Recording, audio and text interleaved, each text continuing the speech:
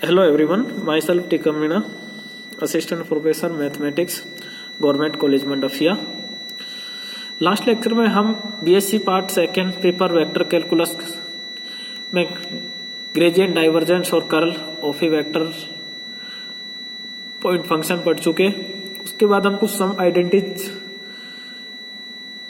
Prove कर रहे थे। उसी में आगे है कि curl gradient u equal to 0 अर्थात डेल क्रॉस डेल यू। हम इसको कहें तो कि the curl of the gradient of a scalar point function u is 0। ये क्या होता है कि ये हम लास्ट में पढ़ भी चुके। जब ग्रेडियंट निकालते हैं वो स्केलर फंक्शन का निकलता है, जो कि एक वेक्टर राशि आती है, और ग्रेडियंट u के फिर हम कर्ल निकालना है इसमें, जो कि 0 होगा। तो हम ग्रेडियंट u निकालते हैं, पहले इसको हम डेल u लिखते हैं। डेल ऑपरेटर तो i del upon del x plus j del upon del y plus k del upon del z और u। अब इसको यदि u से इसको हम ऑपरेट करें अंदर, तो i del u upon del x plus j del u upon del y plus k del u upon del z. अब कर्ल ग्रेडियंट u कर्ल की परिभाषा से डेल क्रॉस डेल u होता है। डेल की वैल्यू ये होती है ऑपरेटर की, डेल u की वैल्यू इससे लिख देते हैं। अर्थात ये दो सदिशों का सदिश गुणनफल है। तो हम इसको कर्ल की परिभाषा से i j k del upon del x del upon del y del upon del z, i j k पे गुणांक लिख देते हैं। इसी तरह हम इसके लिख देते हैं इसमें। अब हम इस सारणी का मान निकालते हैं। तो आई, अब हम इसको निकालें, इसको विलोपन करने के बाद del upon del y into del u upon del z, इसका हमें ऑपरेट कराना है इस पे, माइनस कर करके इसका इस पे। इसी तरह माइनस जे, अब इसका विलोपन करने के बाद del upon del x del u upon del z, इसका इससे ऑपरेटर कराया, minus del upon del z इसका इस पर, plus k cap del upon del x del u upon del y, minus del upon del y del u upon del x इसका।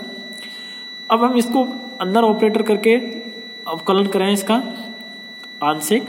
तो i del two u upon del y del z, इसी तरह इसका del two u upon del z del y, इसी तरह जे और के पे।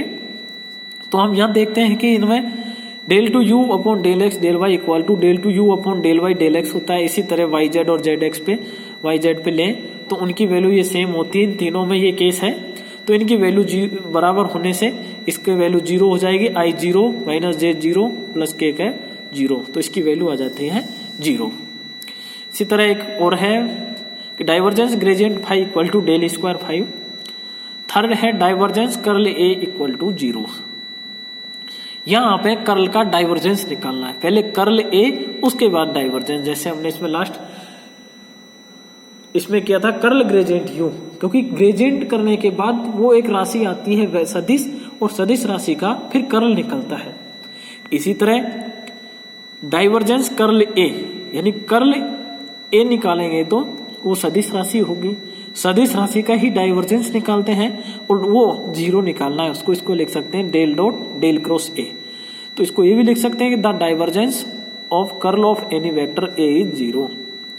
ए equal to a1i plus a2j plus a3k। तो divergence curl A equal to ये मान निकालना है। तो सबसे पहले कर्ल ए अर्थात डेल क्रॉस ए सदिश राशि, इसकी वैल्यू हमने ये ले ली।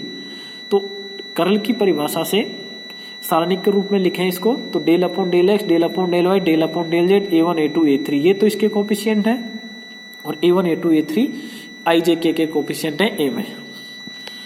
अब यदि इसका वैल्यू निकालें तो हम लिख सकते हैं इसको i cap del a3 upon del y, इसका इससे del a3 upon del y minus del a2 upon del z plus j वाला। मैं इसको डायरेक्ट प्लस चिन्ह ले लिया पहले, तो हम इसमें इस तरह यहाँ से ऑपरेट कराएंगे पहले इसको, क्योंकि सेकंड टाइम माइनस आता है, तो माइनस ना करके हम प्लस लिया है, तो हम ऐसे ना करके हम इधर के ऑपरेटर कराएंगे पहले से। Del a1 upon del z minus del a3 upon del x plus k. अब इसका विलोपन करें तो del a2 upon del x minus del a1 upon del Y.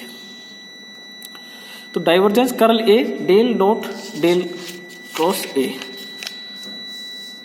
हमें इसकी वैल्यू चाहिए del dot del cross a अर्थात divergence curl A equal to del जो ऑपरेटर होता है इसकी वैल्यू होती है संकारक की, i del upon del x plus j del upon del y plus k del upon del z dot del cross ए।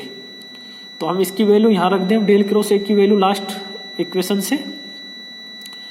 अब यदि ये दो सदिशों का एक तरह से डॉट प्रोडक्ट है अर्थात अदिश गुणनफल है तो आई कैप इंटू आई कैप 1 होता है और जे डॉट ए और ए 1 होता है, बाकी सब शून्य होते हैं। आई डॉट जे डॉट के डॉट आई, ये बाकी शून्य होते हैं अदिश गुणनफल में। तो हम उसको उसी के साथ ऑपरेट कराएं, जैसे डेल अपॉन डेल एक्स को इससे आई कैप वाले से ही कराएं तो del A3 upon del y minus del A2 upon del z, इसी तरह plus del upon del y तो del A1 upon del z minus del A3 upon del x plus del upon del z del A2 upon del x minus del A1 upon del y. जो जो हमने जिस पे operator करवाया उसी को उसी पर लिखा है। इसकी वैल्यू हम लिख सकते हैं del 2 A3 upon del x del y, क्योंकि ऑपरेटर करा रहे हैं अंदर अवकलन कर रहे हैं आंशिक, minus del 2 A2 upon del x del z plus del 2 A1 upon del y del z minus del 2 A3 upon del y del x plus del 2 A2 upon del z del x minus del 2 A1 upon del z del y.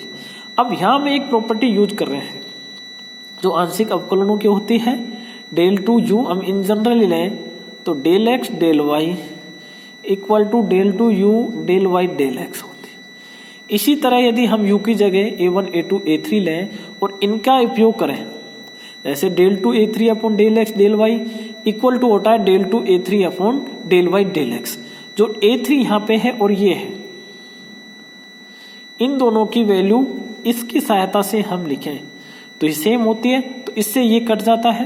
इसी तरह A1 से इस वाले से ये cut जाता है और इससे ये कट जाता, तो बाकी बचा जो इसका हमारा बेस्ट आंसर आया तो शून्य। यही हमें सिद्ध करता था डाइवर्जेंस ऑफ कर्ल ए। यदि किसी कर्ल का हम डाइवर्जेंस निकालें सदिश का तो वो एक शून्य आता है। थैंक्स।